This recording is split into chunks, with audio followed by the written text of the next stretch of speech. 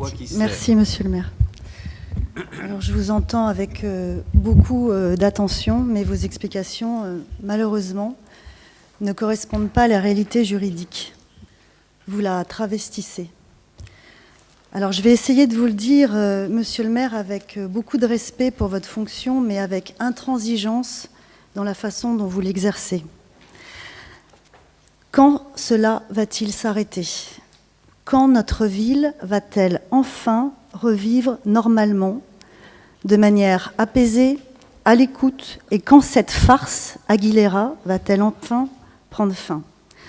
Voyez-vous, depuis le début, et je n'ai cessé de le dire, ce dossier est traité juridiquement de manière surréaliste.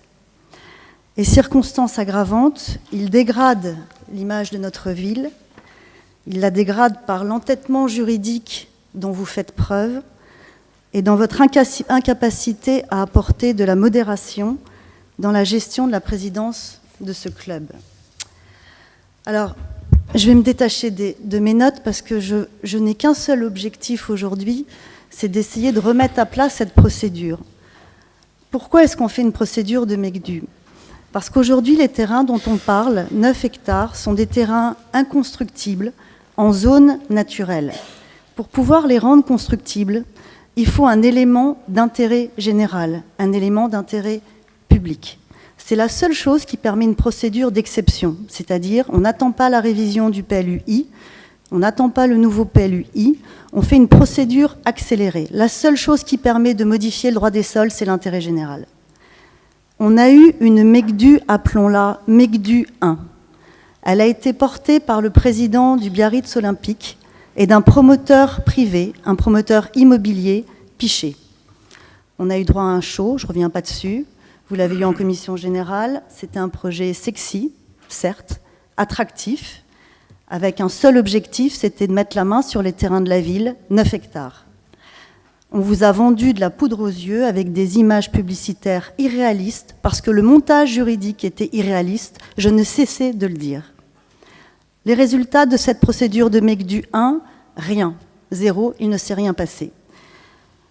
Le projet qui voulait faire main basse sur les terrains de la ville a été bloqué par les services juridiques de grande compétence de l'agglomération Pays Basque. Certains y ont vu la main populaire, démagogique, de deux clubs qui s'affronteraient indirectement sur des procédures juridiques. J'ai bien trop de respect pour les services juridiques et les services urbanisme de notre ville et de ceux de l'agglomération Pays Basque, et vous en conviendrez, cet argument ne tient pas. Il s'est passé ensuite ce que vous savez. Ce club a été maltraité. Nos médias aujourd'hui n'ont même plus accès à notre stade. Et pour autant, la procédure était bloquée. Cette procédure numéro 1 de MECDU était bloquée. Alors fort habilement,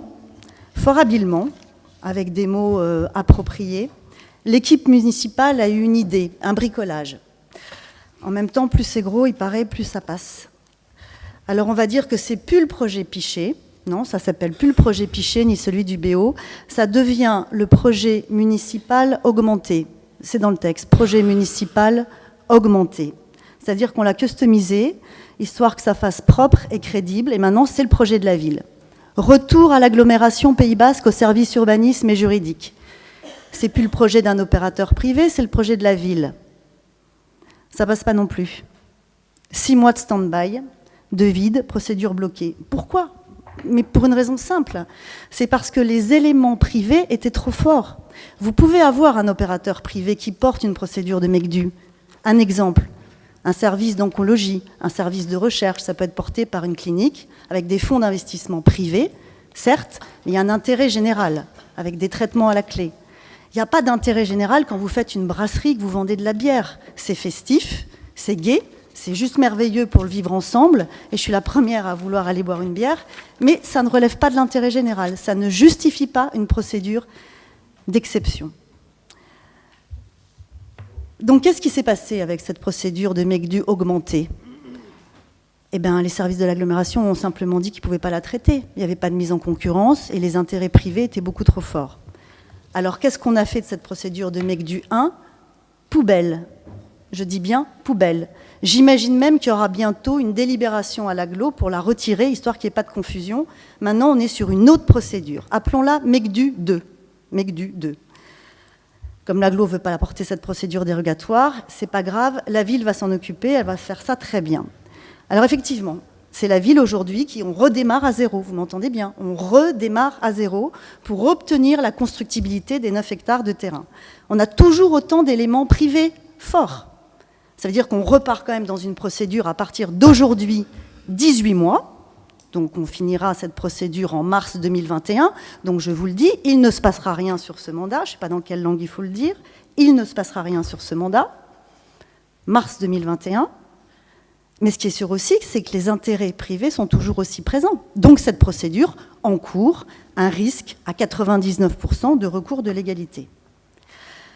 Alors, comme si ça ne suffisait pas, mais vous me direz que je ne veux pas être dans une posture désagréable, mais c'est vrai que ça fait beaucoup. J'ai constaté que la ville, avant même la délibération de ce soir, qui n'est pas encore votée, pour autant, a déjà lancé un appel d'offres auprès d'un chargé d'études, une de plus, pour une prestation de service en vue de la préparation du dossier, de la mise en compatibilité du dossier d'Aguilera. La date de parution, c'était le 31 janvier 2019. La date de clôture, le 29 août. On y apprend qu'on a envie de trouver un cabinet d'études qui va pouvoir porter juridiquement la mise en compatibilité, parce que je vous rappelle qu'il va y avoir un dossier environnemental extrêmement lourd. Pourquoi il va y avoir un dossier environnemental extrêmement lourd ?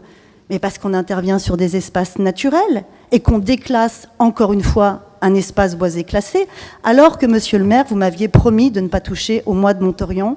C'est écrit, en zone constructible pour les occupations précitées, avec suppression d'une partie d'espaces verts protégés et d'espaces boisés classés. Quand arrêterez-vous, monsieur le maire, de couper des arbres ? Alors moi, la seule chose que j'ai envie de dire aujourd'hui, c'est qu'il faut arrêter de jouer au Monopoly. Il est grand temps que le respect des règles redevienne la règle dans notre ville, parce que c'est probablement la seule façon de démontrer votre souci de transparence. Je pense vraiment, et je vous le dis avec beaucoup d'humilité et un peu d'émotion, que si la décence ne vous invite pas à retirer cette délibération, faites-le au moins au nom de la transparence et ôtez-nous ce doute insupportable d'engagement que vous avez dû prendre auprès de certains pour avoir un tel entêtement juridique. Il dégrade la ville et il nous dévalorise. Merci, chers collègues, de votre propos.